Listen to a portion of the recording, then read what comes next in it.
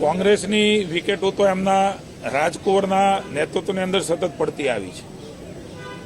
સૌથી વધારે વાર હારવાનો રેકોર્ડ એ વિપક્ષના નેતાના નામે હરેક વખતે મોદી સાહેબને હરાવવા, હરેક વખતે ભારતીય જનતા પાર્ટીને હરાવવા અલગ અલગ રાજ્યોમાં જઈ રહ્યા છે.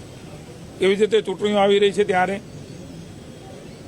એક બાજુ દયા પણ આવે ને એક બાજુ હસવાનું પણ આવે.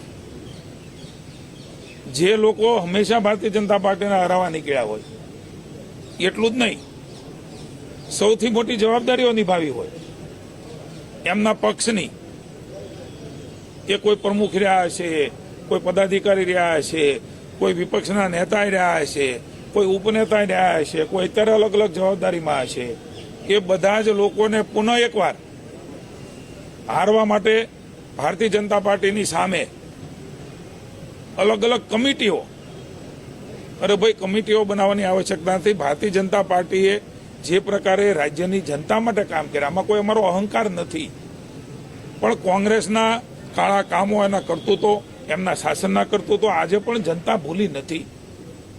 એના મન એ લોકો, એ મત છે અને અમારા મન એ માણસ છે. અમે લોકોને માણસ તરીકે જોઈએ છીએ.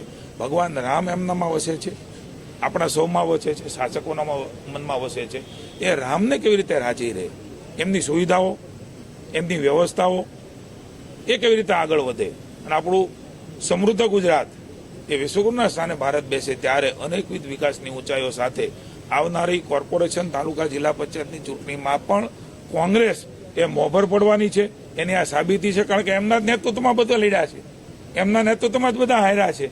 એમની સ્ટ્રેટેજીઓ, એમની જ કેમ્પેનિંગ કમિટીઓ, એમના જ બધા મેન્યુફેસ્ટો એ જનતાએ નકાર્યા છે. હજી પણ આવનારા સમયની અંદર જનતા નકારવાની છે.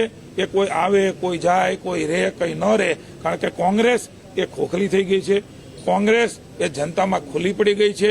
ન તો એની પાસે કાર્યકર્તા છે, ન તો એની પાસે જનતાનો પ્રેમ છે. માત્ર નેતાઓથી બનેલી પાર્ટી એ હવે ગુજરાતમાં રહી છે.